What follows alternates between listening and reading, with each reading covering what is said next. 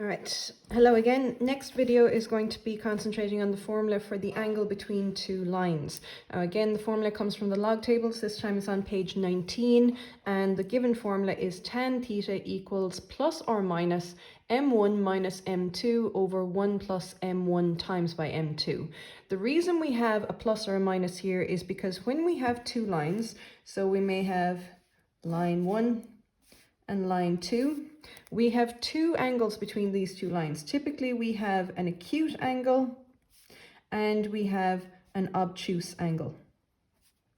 So going back to our trigonometry, remember in our unit circle, if we're looking at the tan ratio, tan is positive in the first quadrant, negative in the second quadrant, positive in the third, and negative in the fourth. Now, because we're looking at the angle between two lines, remember the angle on any given straight line is 180 degrees, so we are only concentrating on quadrants 1 and 2.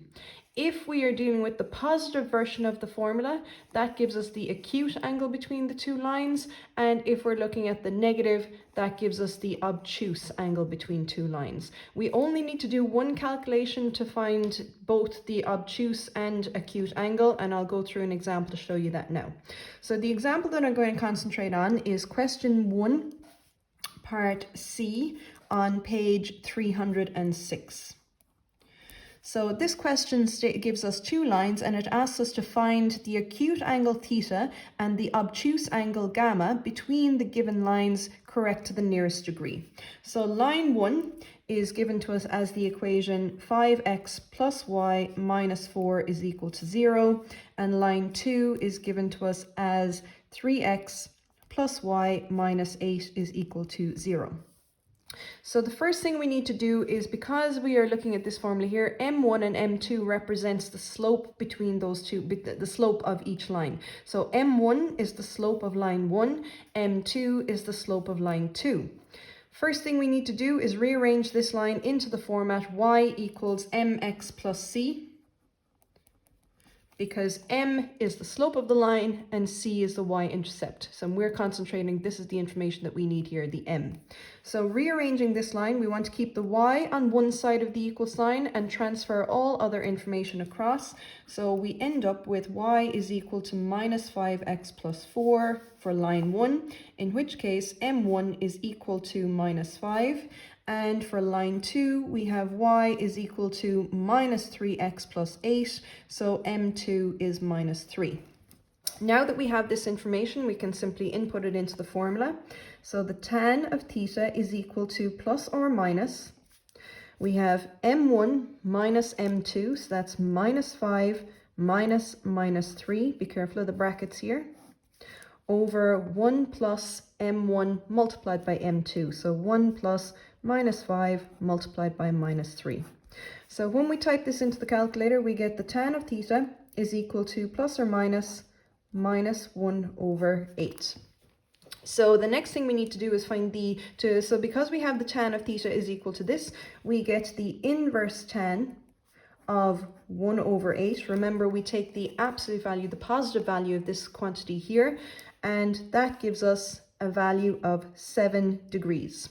So that clearly tells us that the positive version of the formula here, the 1 over 8, is going to give us the acute angle.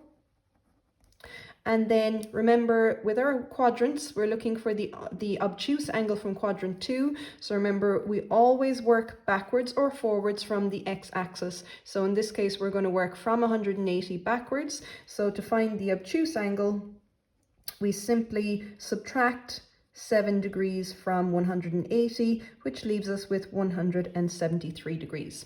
So that's the most basic format of a question that we can get on the angle between two lines. The other type of problem that we can get is slightly more complicated, where we are asked to work backwards to find the slope. So for example, in question 5 part A, on the same page, so we're still working on exercise 9 on page 306.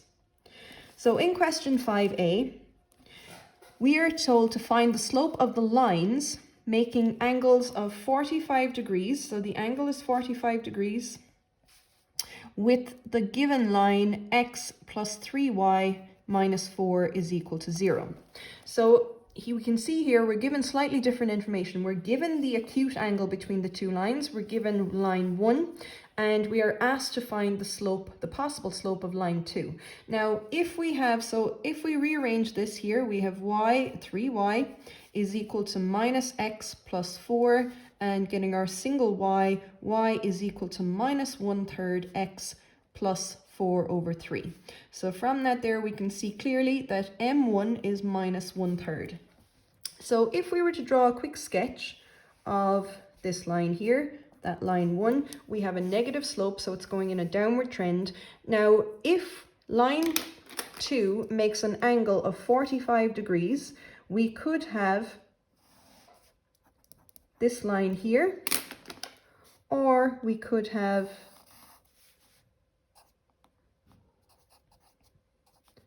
this line here. So we have two potentials. And the reason we have two potential lines, remember, is that there is a positive and negative version of our formula. So again, our formula is the tan of theta is equal to plus or minus m1 minus m2 over 1 plus m1 times by m2.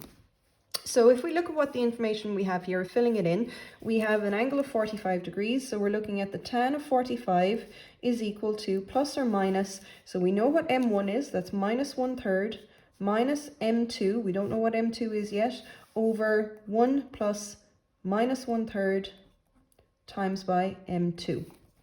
We know that the tan of 45 degrees is 1. And again, we're looking at plus and minus of the other side. So to solve this equation, we need to multiply across by the denominator here because we have a single fraction on both sides, so we can cross multiply here.